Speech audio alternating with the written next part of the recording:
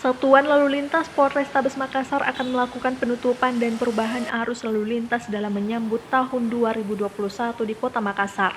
Sebanyak 6 ruas jalan akan ditutup total mulai pukul 15 waktu Indonesia Tengah, Kamis 31 Desember 2020 sampai pukul 4 waktu Indonesia Tengah, Jumat 1 Januari 2021. Penutupan sebagian arus jalan yang ada di Kota Makassar itu bertujuan untuk menciptakan keamanan, ketertiban, dan kelancaran arus lalu lintas serta mencegah agar tidak ada perayaan Tahun Baru di tempat wisata seperti Pantai Losari.